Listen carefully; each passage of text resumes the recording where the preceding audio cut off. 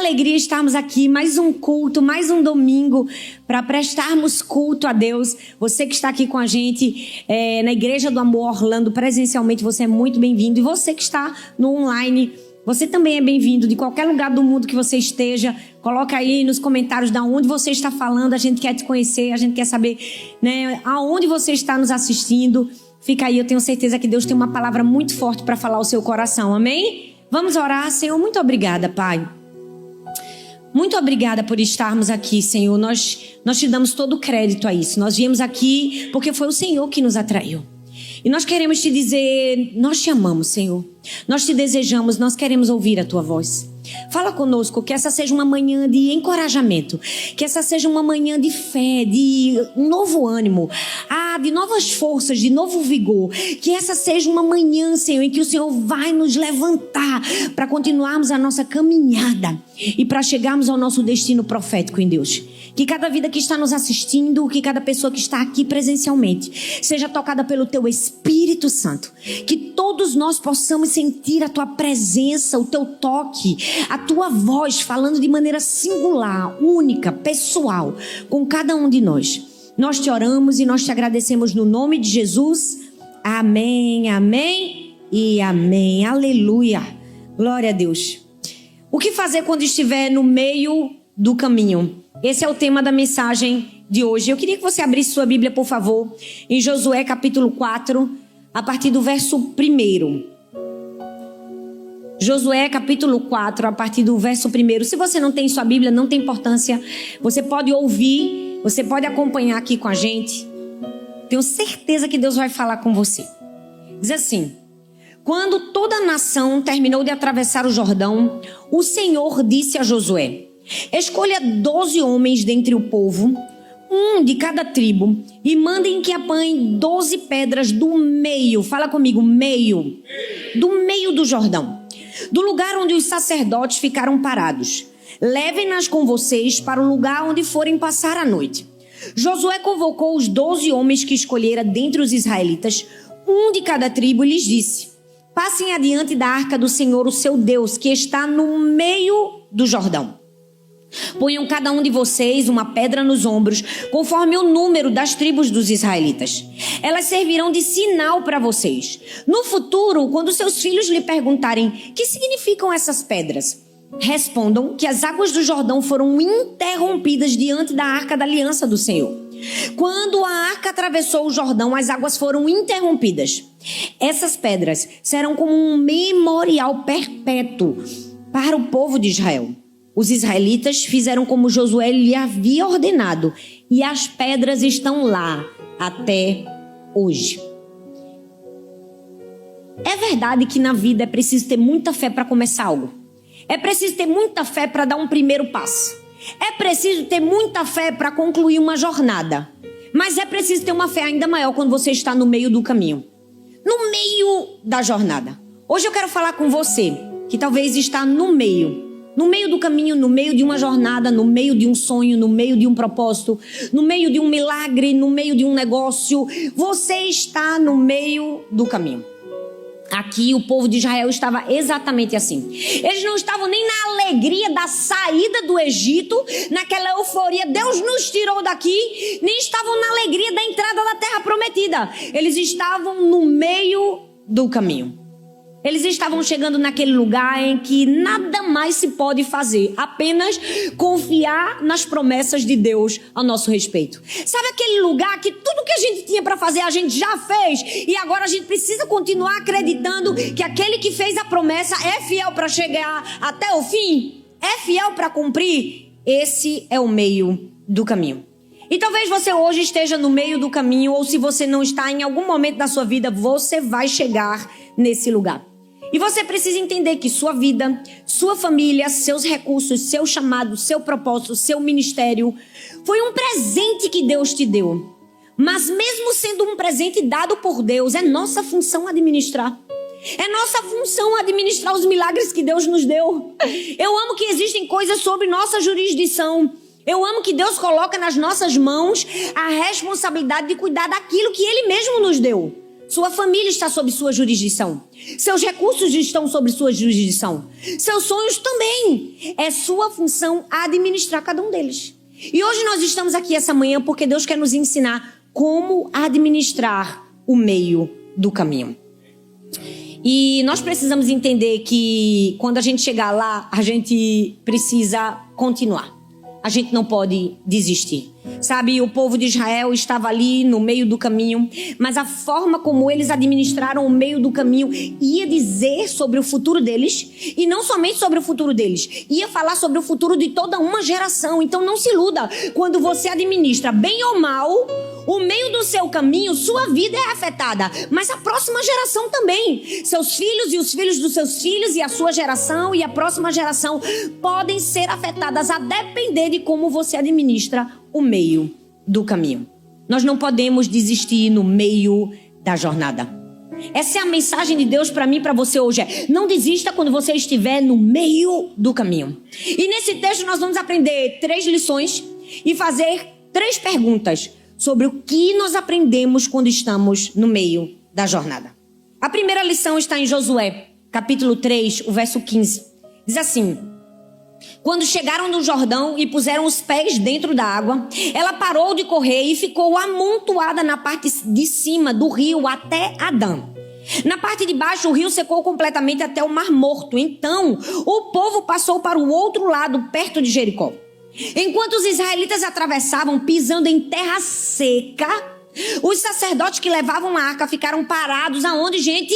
No meio do rio Jordão. E ficaram ali até que todo o povo acabou de passar.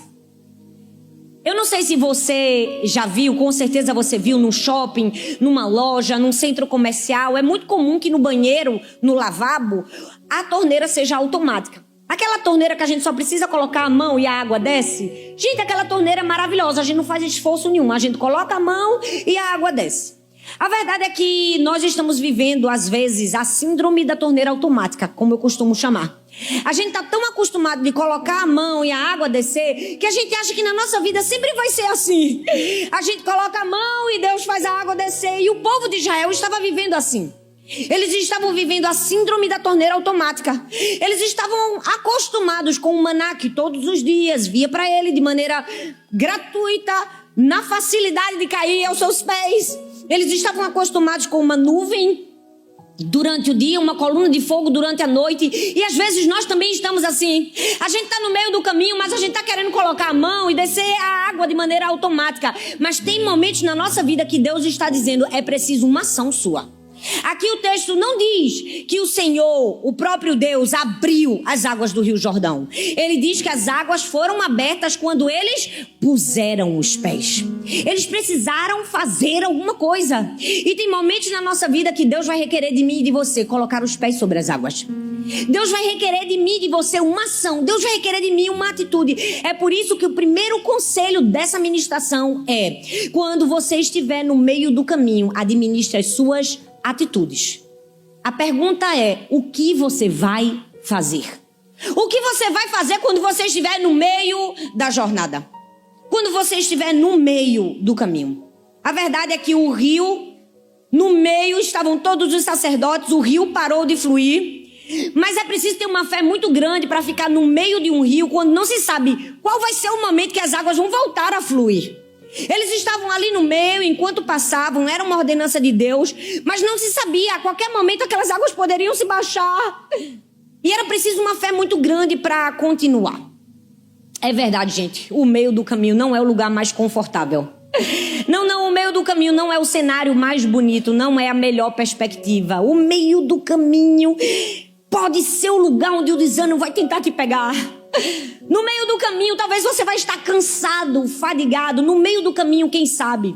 Aquelas pessoas que você acreditou tanto, investiu tanto, vão se cansar, vão desistir, vão jogar a toalha e você vai ficar só no meio do caminho. Talvez o meio do caminho vai ser o lugar onde aquela pessoa que você amava tanto te traiu. No meio do caminho você vai se sentir frustrado, cansado, fadigado. No meio do caminho você não consegue enxergar a terra prometida à sua frente e você vai precisar de uma fé maior para perseverar, para continuar fazendo o que é preciso ser feito no meio do caminho. Sabe por quê? Porque o meio do caminho não pode nos parar. Não pode nos paralisar. Nós somos o tipo de pessoas que continuam fazendo, que continuam agindo, que tem boas atitudes no meio do caminho. Eu amo a história de Davi, porque enquanto Saul deixou o gigante zombar do povo durante 40 dias e não fez nada, Davi, na hora que chegou, tomou uma atitude. E é esse tipo de atitude que Deus está esperando de mim e de você. Você precisa ser o tipo de gente que faz. Você precisa administrar bem as suas atitudes. A gente não pode parar no meio do caminho. Eu me lembro que quando Sara era bem pequenininha, ela devia ter uns 5 anos de idade, ela queria aprender a andar de bicicleta sem rodinhas. E eu me lembro que eu ia à igreja lá em Paulista, a Igreja do Amor, em Pernambuco. E a igreja lá é muito grande, ela tem uma pista grande assim de carros. E eu me lembro que eu ia durante o dia fazer atendimentos, eu e Arthur, aconselhamento. E às vezes eu levava ela e levava a bicicleta, porque era mais fácil dela aprender. E ela ficava tentando andar de bicicleta. E uma vez tinha um menino lá, um adolescente, um rapazinho de 16 anos. E aí ela pediu àquele menino que ajudasse. E ela era bem pequenininha, ela tinha 5 anos. E quando você está aprendendo a andar de bicicleta, né, gente, sem a rodinha, tem que ter alguém segurando o banquinho. Tem que ter alguém te dando aquela força para você não desequilibrar. E aquele menino ficou ali por tempos e tempos e tempos. Quando ele já não aguentava mais, ele disse: Sarinha, vamos descansar, Sarinha. Ô, Sarinha. Aí ele veio com um argumento teológico, achando que ia ser fácil de convencer minha filha. Ele disse assim: Sarinha, até Jesus descansou. Ela olhou para ele e fez: Jesus só descansou quando ele terminou o seu trabalho. Uau! Assim que tem que ser a nossa vida. Jesus só descansou quando terminou o trabalho. Eu só descanso quando eu terminar o trabalho. Eu não paro, eu não desisto. Eu continuo pedalando, eu vou até o fim. Não importa se eu estou no meio da jornada. Eu vou continuar fazendo e administrando as minhas atitudes. Mas tem gente que quando está no meio do caminho não quer fazer. Cansou de fazer. Cansou de trabalhar. Não é? Tem gente que diz assim: eu não me inscrevi para essa parte. Eu só queria a parte dos milagres. Bom, já é um grande milagre que Deus nos escolheu. Já é um grande milagre que Ele me escolheu a você. Pessoas imperfeitas, pessoas falhas, pessoas que têm uma história de dores, de aflições, pessoas que foram feridas, pessoas que foram machucadas. Já é um grande milagre que Ele nos escolheu. Já é um grande milagre que você está aqui, que eu estou aqui, que eu estou viva. Que mesmo em meio às jornadas eu não parei, você não parou. Já é um grande milagre. No meio do caminho, o que você vai fazer? Você precisa entender, vai ter que passar pelo meio. Ninguém está imune ao meio. Ninguém está imune ao processo. Sabe qual é o nosso maior problema? É que às vezes quando a gente está no meio do caminho, a gente quer entender o que está acontecendo. E às vezes a gente perde um milagre tentando entender um método. Nós não podemos perder o nosso milagre tentando entender o método, tentando entender como Deus vai fazer. A gente precisa simplesmente confiar que Deus vai fazer, não importa como Ele vai fazer, não importa, importa que eu preciso confiar. Administrar o meio do caminho talvez seja a parte mais difícil da sua vida, porque uma coisa, gente, é o gás do começo.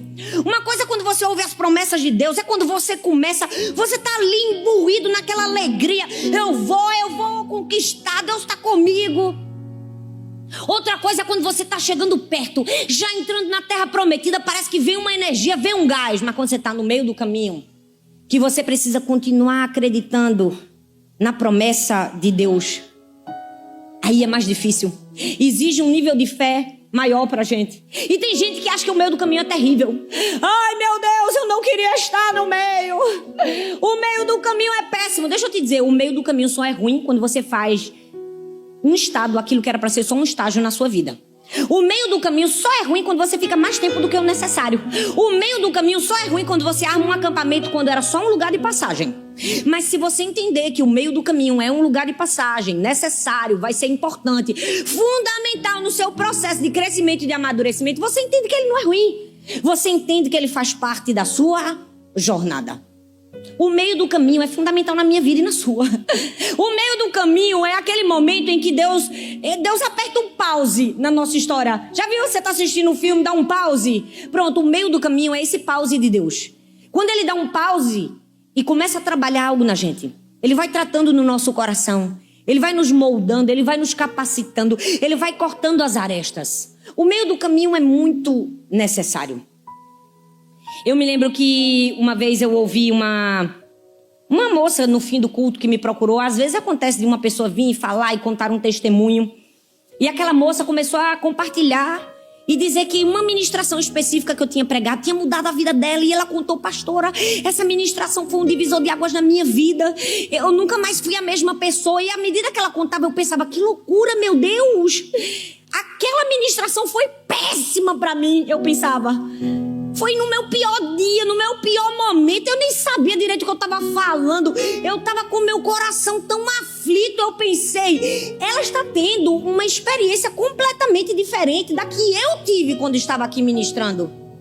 E foi aí que Deus falou comigo que Deus nos usa até na nossa vulnerabilidade, até no nosso meio do caminho. Sabe por quê? Porque Deus pode usar o seu meio do caminho para destravar o começo de alguém. Deus pode usar o meio do seu processo, o meio da sua jornada para dar início à história de alguém. Deus não perde tempo, Deus não perde oportunidades. Você imagina se Deus escolhesse nos usar só quando a gente está no começo, no gás, na energia, ou só quando a gente está no fim? Seria muito tempo desperdiçado. Deus nos usa em cada estação da nossa vida, até nas mais difíceis, até quando a gente diz: eu me sinto incapaz. Deus nos usa na nossa incapacidade. Eu estou cansado, Deus nos usa no nosso cansaço. Eu me sinto frágil, Deus nos usa na nossa fragilidade. Talvez você esteja pensando: não tem nada para eu frutificar no meio do meu caminho. Tem. No meio do seu caminho você pode fazer alguma coisa. No meio do seu caminho, qual vai ser a sua escolha? Administre suas atitudes. Olha, nós estamos aqui há mais ou menos 1 ano e meio, não é verdade? E eu confesso que esse 1 ano e meio foi difícil. Foi difícil pra gente. A gente enfrentou tantas lutas em tantos âmbitos na nossa vida. E foi um ano frágil. E eu me lembro quantas vezes que eu vim para a igreja, mas a minha alma estava cansada.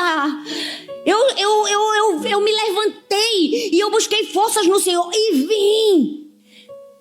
Nunca faltei um culto. Um domingo em 1 ano e meio. Eu estava sempre bem no começo ou no fim. Não, às vezes eu estava no meio do meu caminho. E às vezes as pessoas não estavam percebendo. Mas no meio do caminho eu escolhi administrar as minhas atitudes. No meio do meu caminho eu peguei o microfone e preguei em todos os cultos de mulheres. Às vezes minha alma estava aflita, estava sangrando, mas eu estava aqui com fé no meio do meu caminho. Deus está falando comigo e com você. Não importa em qual lugar você está da jornada, Deus quer te usar nesse lugar. Não desista, não pare, continue caminhando. Sabe por quê? Deus não desperdiça nada na nossa vida. Eu gosto de dizer: se Deus é capaz de transformar maldição em bênção, o que Ele não é capaz de fazer através de mim e de você? Na nossa vulnerabilidade, na nossa fraqueza, Ele usa o meio do nosso caminho para nos ensinar, para nos moldar, para nos encher mais do seu espírito, para nos capacitar, para nos dar um novo fôlego, um novo ânimo. Deus é intencional em tudo que faz. Às vezes nós vamos precisar enfrentar algumas coisas no meio do caminho que a gente não compreende, mas Deus sabe lá na frente porque a gente tem que enfrentar. Olhe para a vida de José. Tem case de sucesso maior no quesito ser treinado para viver um propósito no meio do caminho do que ele? Não! Ele sonhou que seria grande, sonhou que seria líder, sonhou que Deus ia fazer algo grande através da vida dele. Os feixes dos seus irmãos se curvavam. E mais, ele não somente sonhou, ele recebeu a validação do próprio pai. Ele recebeu uma capa: você é especial, você é separado. E aí, quando tudo parece que vai dar certo na vida dele, ele sonha, ele recebe uma carta. Aonde ele vai parar? No poço. Sabe por quê? Antes de nos dar um propósito, Deus vai nos dar uma lição. Deus nunca vai nos dar um propósito sem antes nos dar uma lição. Qual seria o propósito de José? Cuidar para que um povo não morresse de fome. Ele teria a função de preservar todo um povo da fome. Como é que se aprende a economizar comida? Passando fome. No poço tinha picanha, gente? Tinha, vocês não estão me respondendo. Tinha uma picanha? Tinha churrasco no poço? Tinha camarão no poço, gente? No poço tinha fome. Vai passar fome, José, porque um dia você vai precisar administrar fome. Um dia José ia precisar perdoar os seus irmãos, Perdoar quem deveria amar, cuidar, estar perto e não cuidou e não esteve perto. Como é que ele precisava aprender? Passando solidão. Vai para a prisão. Vai para a prisão, José, para aprender o que é solidão. Para um dia, quando você precisar perdoar, você está pronto para perdoar. Nada na nossa vida é por acaso. Deus é intencional em tudo que Ele faz. Nós vamos precisar entender que tem coisas que a gente não entende, mas Deus já está trabalhando lá na frente. José ia precisar liderar pessoas, ia precisar ser o chefe de toda uma nação, o governante. Como é que se aprende a liderar gente? Liderando os piores, liderando gente complicada. Porque liderar gente fácil não ensina. É muito bom quando você fala assim: me ajuda aqui, te ajudo.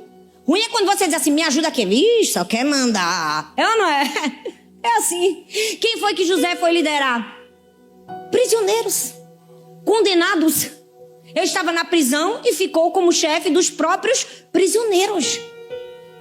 Ei, nós precisamos aprender que às vezes nós passamos por algumas atitudes no meio do caminho, algumas adversidades, porque Deus quer ver as nossas atitudes. Sabe, a razão pela qual às vezes a gente vê os milagres na Bíblia e a gente celebra é porque a gente sabe o fim. A gente sabe como termina. Agora, duro é quando a gente está no meio do caminho, a gente não sabe como vai terminar e a gente continua celebrando. Quer ver quando você está no meio do seu caminho, no meio de uma enfermidade, no meio de uma dor, no meio de um luto, no meio de uma angústia na alma. Você não sabe como vai terminar e você diz: Deus, eu confio. Eu confio que o Senhor é bom nesse momento. Eu confio que o Senhor é fiel nesse momento. Mesmo que eu não esteja vendo bondade, mesmo que eu não esteja vendo fidelidade, mesmo quando tudo ao meu redor parece que está dando errado, mesmo quando tudo ao meu redor diz que não, eu continuo confiando que o Senhor é bom. Essa precisa ser a nossa atitude no meio do caminho. Esse precisa ser a nossa resposta. Precisa ser o nosso sacrifício ao Senhor. Romanos 8:31 diz assim: que diremos, pois, à vista dessas coisas? Se Deus é por nós, quem será contra nós? Deixa eu te dizer algo. A importância não está na pergunta. A importância está na resposta. O texto diz: que diremos, pois, à vista dessas coisas? É uma pergunta para mim e para você. O que você vai responder diante de tudo que você está vivendo? Qual vai ser a sua resposta? O que você está fazendo quando você está no meio do caminho? Sabe, tem momentos na nossa vida que Deus aparentemente pausou a nossa vida em direção ao nosso destino profético em Deus. Parece que tudo está paralisado. E a gente precisa entender que o favor, a bênção de Deus, a capa, a roupa nova é pro hoje. Mas a lição, gente, é pro amanhã. A capa alguém pode tirar de você, pode ou não pode? Pode. Os irmãos tiraram de José, tiraram ou não tiraram? Os sonhos podem zombar de você? Podem zombar de você. Mas a lição ninguém rouba de você. O que você aprendeu no poço ninguém tira. O que você aprendeu na prisão ninguém tira. Deus está te forjando para chegar no fim da maneira certa. O que você vai fazer no meio do caminho? Eu me pergunto se não é assim na nossa vida. Se a razão para a alegria parar de fluir, a razão da fé parar de crescer, a razão de perdermos a perspectiva de quem Deus é, não é o meio do caminho. Vamos falar a verdade. Lugar duro, lugar difícil é o meio do caminho. A gente não sabe o que nos espera lá na frente. A gente não sabe como vai terminar. E nós precisamos entender da revelação de Deus até a liberação de Deus. Coisas estão acontecendo nos bastidores que a gente não está enxergando. Deus continua trabalhando. Você pode não estar enxergando, mas entre a revelação do que Ele te deu e a liberação do que Ele vai te confiar, Ele não parou. Ele continua trabalhando. Ou seja, você também não pode parar. Você não pode se deixar paralisar. Você precisa continuar confiando. Você precisa continuar caminhando. Tem gente que faz só do domingo. Só do domingo, o momento da força. Não. O culto do domingo não é um lugar onde você vai se energizar. É um lugar onde você vai ganhar força, encorajamento. Não. Aqui não é uma tomada para você botar aqui, ó, acender. Não, é todo dia. É na sua casa. É quando você acorda, é quando você ora, é quando você fala com Deus. Não sei o que falar, não fala, chora. Deus entende suas lágrimas. Eu amo que até quando a gente não sabe o que dizer, Deus entende os nossos pensamentos. Quantas vezes eu me ajoelhei e eu dizia: Deus, Vou ficar só aqui. Porque tudo que eu tinha para falar eu já falei mesmo. O Senhor já sabe. Quantas vezes a gente não consegue nem dizer. As palavras não saem da nossa boca. Mas a gente diz, eu escolho permanecer. Eu não vou desistir. Eu vou continuar caminhando. Eu tô assim. Agora, lá na frente, há um destino de vitória preparado para mim. Eu não deixo o Senhor, eu não deixo de ir à igreja, eu não deixo de comungar, eu não deixo de frutificar, eu não vou paralisar. Eu posso até descansar um pouco, mas parar jamais. O que você vai fazer é a pergunta que eu faço. Segundo, quando você estiver no meio do caminho, administre os seus pensamentos, não são apenas atitudes. O que você vai lembrar. Então Josué disse, pegue 12 pedras e as empilhem. E no futuro, quando os filhos de vocês perguntarem o que são essas pedras, conte a eles o que o Senhor fez. Diga a eles que nós nem sabíamos se iríamos conseguir, mas Deus fez algo por nós que só Ele poderia fazer. E nós chegamos lá. Nós passamos o rio.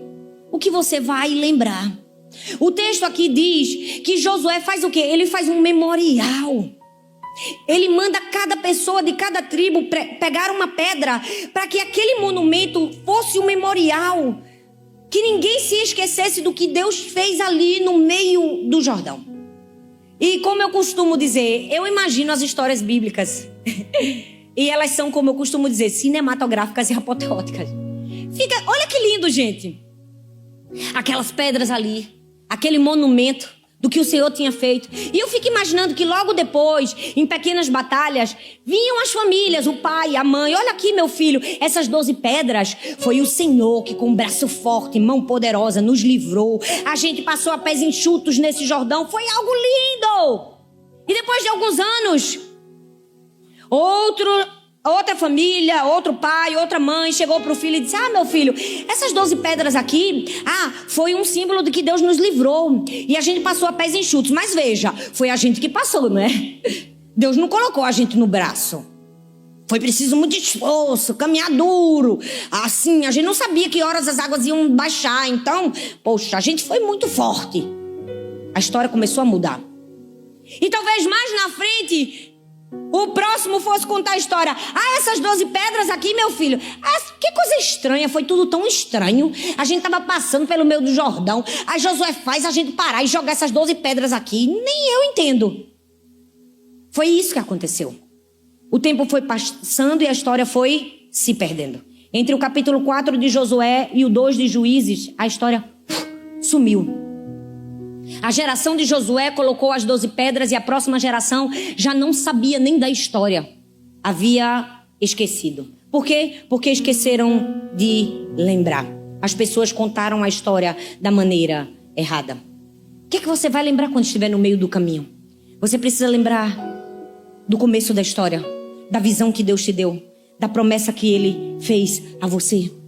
Eu amo a história de Davi, porque mesmo apesar de todas as suas falhas, ele sempre soube creditar cada vitória ao Senhor. Ele matou um urso, um leão, um gigante, e ele sempre disse, foi o Senhor dos exércitos. Foi a boa mão de graça do Senhor. A minha pergunta para mim e para você hoje é, você pode fazer o mesmo? Você pode bater a mão no seu peito e dizer, foi o Senhor quem fez? Olha para minha história, teve um momento que eu estava no meio do caminho, mas o Senhor... É assim que nós precisamos agir. Quem é que você vai se lembrar quando você estiver no meio do caminho? Você pode olhar para mim, você pode ouvir meu testemunho, você pode ouvir minha história, você pode escutar a minha voz, você pode olhar para mim, você pode ver o que Deus fez na minha família, o que Deus fez no meu ministério, você pode ser tocado, você pode ser abençoado, você pode me ver, mas é Deus que você sente, porque é Deus que faz. É Deus quem faz. E é assim na minha vida e na sua. Nós somos um sinal do milagre de Deus, mas é Deus que precisa receber a glória. O que você vai lembrar? Você não pode se esquecer. Esses dias eu estava conversando com o Arthur. Nós estamos num grande desafio. Todo começo de igreja é desafio. Ser pastor não é tão simples assim. Não é preparar um sermão num domingo e vir aqui pregar. Queria só que fosse só isso. Mas são tantas pressões. Imagina, milhares de pessoas, várias igrejas, 10. Se qualquer coisa dá errado, é a gente que responde. E a gente estava orando, Deus faz um milagre, Deus, a gente está com 2 aluguéis, Deus é a igreja no começo, Deus é pequeno. E a gente fica assim, naquela pressão. E em momentos de pressão, quando o negócio está bem assim no limite, a gente vai dizer o que você vai se lembrar. É aí que a gente precisa pensar. A gente tem que se lembrar do começo, da fidelidade, da bondade de Deus, que nunca nos desamparou, que nunca nos deixou. Eu disse, vamos lembrar quando só tinham 7 pessoas. Vamos lembrar quando todos os sábados a gente passava o sábado o dia inteirinho evangelizando, subindo prédio por prédio, porque não tinha elevador, eram 4 andares, porta por porta, convidando as pessoas para ir para o culto. A gente passava o sábado todo, batia não sei quantos prédios, chegava no domingo, não ia um. Não tinha ninguém, a gente pensava, rapaz, não teve uma pessoa que teve pena da gente, que subiu essas escadas e não fez uma visita para a igreja. A gente precisa se lembrar, foi o que eu disse a Arthur, de quantas vezes a gente orou pedindo a Deus que pessoas viessem. De quantas vezes a gente disse assim, Deus, manda uma bateria, manda um violão. Deus nunca nos deixou, nunca nos desamparou. Se você estiver no meio do caminho, eu te encorajo a se lembrar de quem Deus é na sua vida, do que Ele já fez por você. Você é um milagre, é. Tenha cuidado, não se esqueça, sua amnésia pode te destruir. Sabe por quê? Porque quando a gente se esquece, a gente não valoriza. Quando a gente se esquece, a gente não valoriza. E quando a gente não valoriza, a gente não agradece. E quando a gente não agradece, a gente não acredita a honra a quem deveria receber. Não se esqueça. Quando você estiver no meio do caminho, se lembre da coisa certa. Não se deixe ser tocado pela familiaridade. Se tem algo perigoso na vida do cristão, é a familiaridade com as bênçãos. É a familiaridade com o favor divino. Outro dia eu fui pregar no Rio de Janeiro. E vamos falar a verdade, o Brasil é lindo, mas o Rio de Janeiro, gente, o Rio de Janeiro é bonito demais. E eu tava no táxi. Aí, tem carioca aqui. E aí eu estava no táxi. E aí, toda hora que eu via uma paisagem linda, o morro fazia, meu Deus, que lindo. Meu Deus, que coisa mais linda. E eu falava, porque eu falo, né, gente? Eu gosto de falar. E aí o taxista ficou impressionado como eu estava achando bonito. E ele disse assim, meu Deus, às vezes a gente pode viver no meio disso tudo e nem perceber. E é verdade. Às vezes a gente pode viver no meio de um milagre e não perceber que nós estamos vivendo no meio de um milagre, não é verdade? Às vezes a familiaridade pode roubar a gratidão no nosso coração. No meio do caminho que você vai se lembrar. E por fim, a terceira e última lição.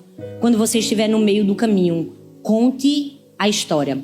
O que você vai dizer, o que você vai fazer, o que você vai lembrar e o que você vai dizer.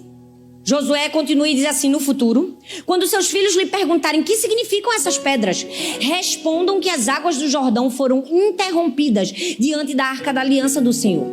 Quando a arca atravessou o Jordão, elas foram interrompidas. Essas pedras serão um memorial perpétuo para o povo de Israel. O que você vai dizer?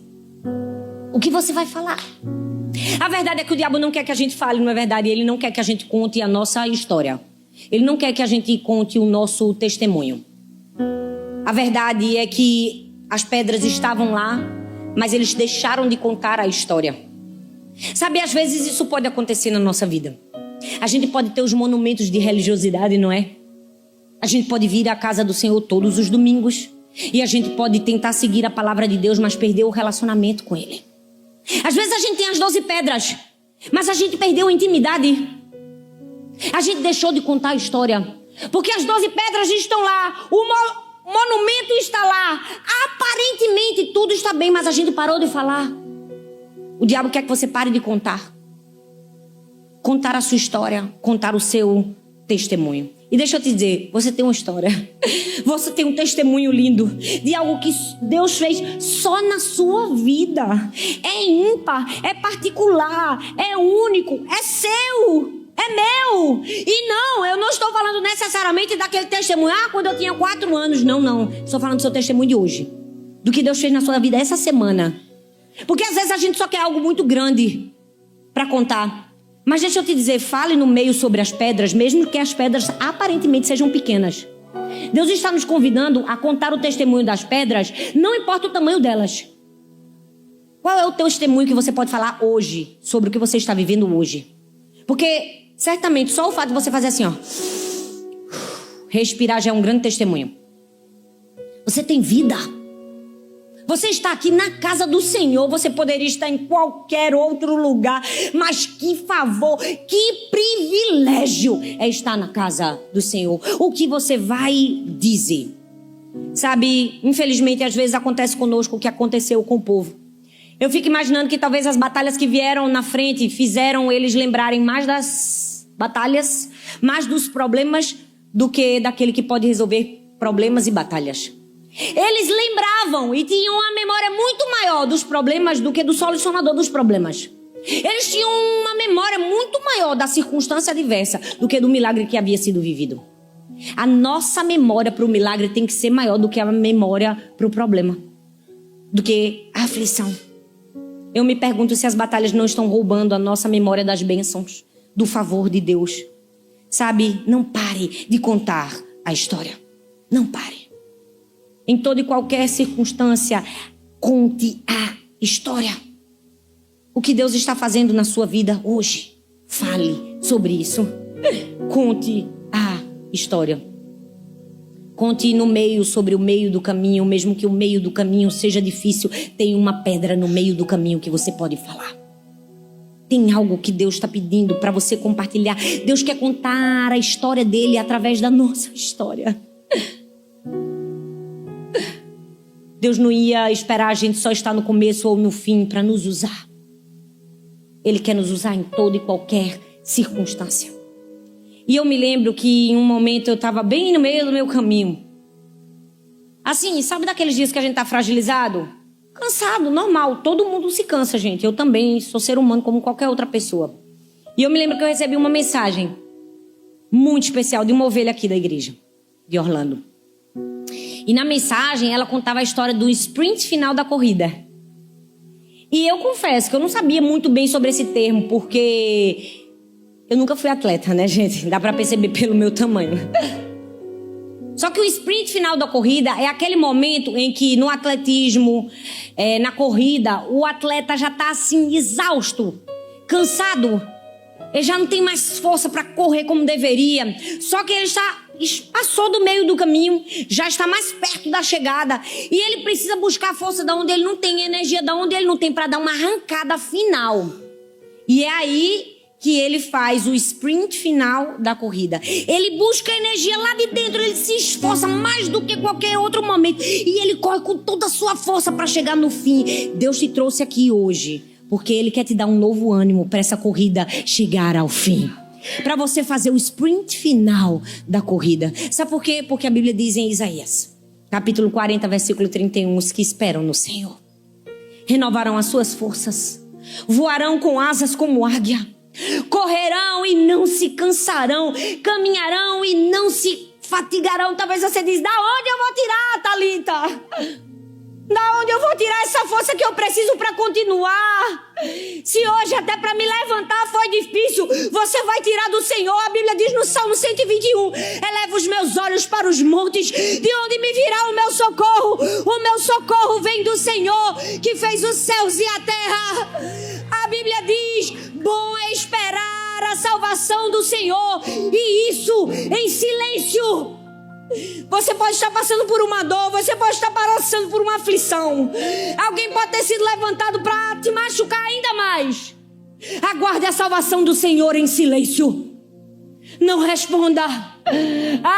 Provérbios 18:10 diz, o justo tem aonde correr. O justo corre para o Senhor e nele encontra refúgio.